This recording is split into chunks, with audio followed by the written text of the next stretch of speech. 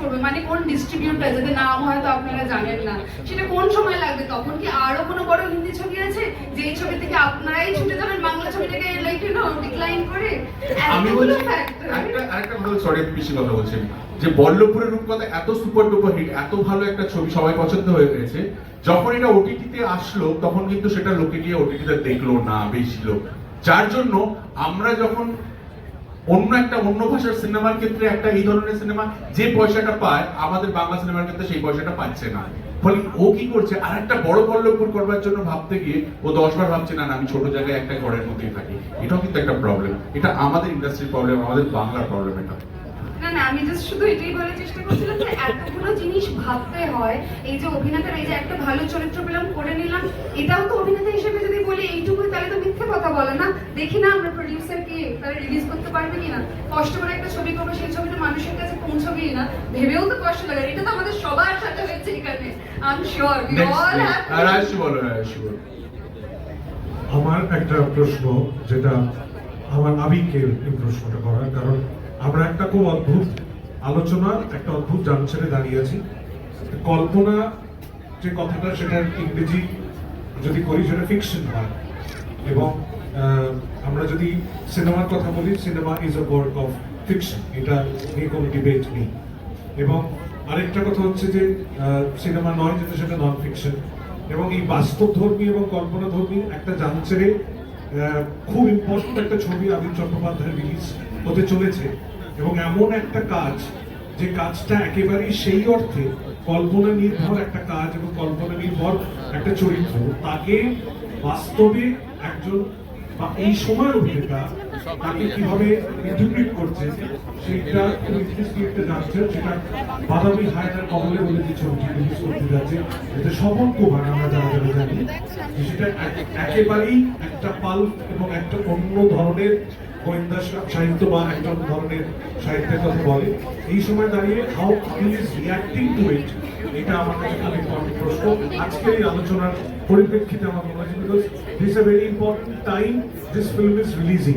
আমরা ভবিষ্যৎ খারাপ ভালো ব্যবসা করবে সেটা যাচ্ছি না, বাট অন দ্য টাইম, যে টাইমে এই ছবিটা আসছে, আমার মনে হয় যে এই টাইমটা খুব ইম্পর্টেন্ট। যে এইরকম একটা সাহিত্য যেটা অনেক অনেক দিন আগে রচিত হয়েছে এবং তার একটা মডার্ন ইন্টারপ্রিটেশন, সেটা ডেফিনেটলি সেই পরিচালক সেইভাবে করবে দেবালয়। কিন্তু as an actor, as a সেই চরিত্রের যে মূল প্রোটাগনিস্ট, আমরা সেই জায়গা থেকে কিভাবে রিয়াক্ট করবে, আজকের আলোচনার জায়গা থেকে আমার এই প্রশ্নটা আমি কি করব। Thank you Rajesh. আমরা যে আলোচনাটা করলাম, মূল জায়গায় কয়েকটা জায়গায় তোমরা সবাই একমত যে কিছু কল্পনা ছাড়া আমরা বাস্তব ধর্মী সিনেমাও বানাতে পারবো না। আবার কখনো কখনো কিছু বাস্তব ঘটনা আমাদের আশেপাশে ঘটে, যেটাকে আমার সম্পূর্ণভাবে কাল্পনিক বলেই মনে হয় ফ্যান্টাসির থেকেও বেশি। জাস্ট কয়েক বছর আগে আমরা ভাবতে পেরেছিলাম কোনোদিন একটা ভাইরাসের জন্য গোটা পৃথিবী দাঁড়িয়ে যাবে, জাস্ট কোনো কিছু হবে না। তো সেটা আমাদের তখন সিনেমার থেকেও বেশি মনে হয়েছিল যে আরো বেশি যেন ফিকশনালাইজ করা হয়েছে। বাদামি হায়নার কবলে তুমি যেটা বললে, হ্যাঁ, স্বপন কুমারের যে লেখা একসময় ভীষণ জনপ্রিয় ছিল, সেটা নিয়ে একটা সিনেমা হয়েছে। পরিচালক দেবালয় ভট্টাচার্যের হয়েছে স্টুডিওজের ফার্স্ট ফিল্ম, যেটা হলে রিলিজ হবে আগে। দেবালয় সম্পর্কে আমি একটাই কথা বলি যে খুব কম সংখ্যক মানুষ আছে যারা এখনো পাগলামিটা মাথায় মাছিয়ে রেখেছে। দেবালয় তাদের মধ্যে একজন, এবং সেই পাগলামি থেকেই কিন্তু এই ভাবনাটা ভাবা। আমি খুব বেশি কিছু বলছি না, ছবির প্রমোশনও করছি না, জাস্ট এটুকু বলতে চাই যে জায়গা থেকে ও আমার মনে হয়েছে ছবিটা বানাতে চেয়েছে, তার কতগুলো কমন কোয়েশ্চেন আজকেও উঠে এসেছে। এই যে আমরা বলি যে বাঙালির এত থ্রিলার প্রীতি কেন সিনেমার ক্ষেত্রে, সেটা কিন্তু ওই সেখান থেকেই এটা। এবং যে ধরনের ডিটেকটিভ দেখতে আমরা অভ্যস্ত, জনপ্রিয়, তাদের একটা আলাদা। তাহলে উনি কি সেই কারণেই হারিয়ে গেছিলেন? এবং আজকে যদি হঠাৎ এই পৃথিবীতে খোঁজ পড়ে কেন পড়ছে, সেখানে হ্যাঁ, সেখানে বেশ কিছু কল্পনার আশ্রয় আমরা নিয়েছি ছবির মেকিং এ বা দৃশ্যায়নে। এবার আমার ধারণা একজন অভিনেতা হিসেবে যে ছবিটা দুরকম রিঅ্যাকশন হতে পারে। যে এই ধরনের ল্যাঙ্গুয়েজের একটা ছবি হয়তো হলো প্রথমবার, তাতে মানুষ সাধুবাদ জানালেন, বলে বাহির তো দেখি। আর একটা হতে পারে গোদা বাংলায় সেটা বলবেন আপনারা এত কিছু কথা আমি করলেন কেন। এই দুটো এক্সট্রিম রিঅ্যাকশনের মধ্যে যে কোনো একটা হবে। But from a makers point of view আমার মনে হচ্ছে কোথাও গিয়ে এই এক্সপেরিমেন্টটা করারও প্রয়োজন ছিল। এবার সেটা যদি ওয়ার্ক না করে, তাহলে হয়তো আর কখনো দীপক চ্যাটার্জি নিয়ে ছবি হবে না।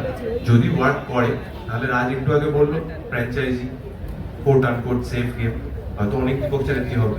সেটা নির্ধারণ করবেন কোথাও গিয়ে দর্শকরা, কারণ সিনেমাটা তো আলটিমেটলি একটা কমার্শিয়াল মিডিয়াম, একটা রিস্ক রিটার্ন গেম।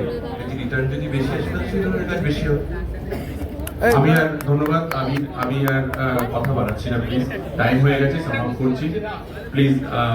হ্যাঁ, অনেক দাঁড়িয়ে আছে আজকে না, বোমবাজার এক্ষুনি কি একটা ইয়েতে কাজ আছে এখন। আমি Sandeep Banerjee, film creative news reporter. আমার প্রশ্নটা হলো যে যেটা প্রসেনজিৎ বাবু বলছিলেন যে ব্যয়বহুল ছবি তৈরি করে কাল্পনিক ছবি করতে গেলে একটা অনেকটা ব্যয়বহুল ব্যাপার ঘটে যায়।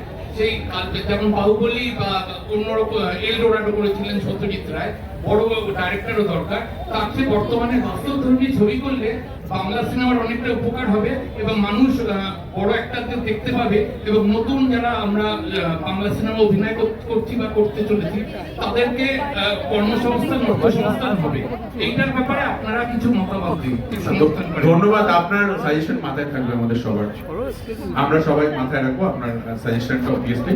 আপনারা খুব ভালো থাকবেন, খুব ভালো লাগলো এই আলোচনার মধ্যে থেকে। দেখুন, আমরা কেউই ফাইনালি বলতে পারবো না যে কোন ছবি করলে আদৌ কালকে চলবে। আমরা চেষ্টা করবো সবসময় ভালো ছবি করার, এবং আপনারাও জানেন যে একটা ভালো ছবি আসলে আমরা হলে গিয়ে সিনেমাটা দেখবো।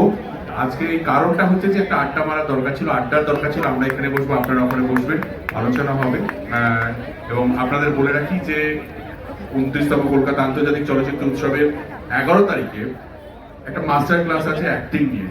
প্লিজ যারা অভিনয়ের সঙ্গে যুক্ত এবং অভিনয় করেন তারা এই একতারা মঞ্চেই হবে। ওই এটা মনোজ বাজপেয়ী থাকবেন, সুধীর মিশ্রা থাকবেন, অবশ্যই আসবেন। বিকেল 4টে থেকে এই অনুষ্ঠানটা হবে এই একতারা মঞ্চে, অবশ্যই আসবেন। কারণ কালকে সৌরভ শুক্লার যে মাস্টার ক্লাসটা ছিল অ্যাবাউট অ্যাক্টিং, সেটা কিন্তু অসম্ভব ভালো হয়েছিল। আমরা লোককে জায়গা দিতে পারিনি ওখানে, তাই এবার ডিসিশন নিয়েছি কমিটির তরফ থেকে যে আমরা এখানে 4টে থেকে করবো, 4টে থেকে 5:30 অবধি। তারপরে আবার যেমন 6টা থেকে আবার এখানকার যে প্রোগ্রাম থাকে সেটা থাকবেন। আপনারা আসবেন, ভালো থাকুন, সুস্থ থাকুন, ধন্যবাদ। হ্যাঁ, ধন্যবাদ।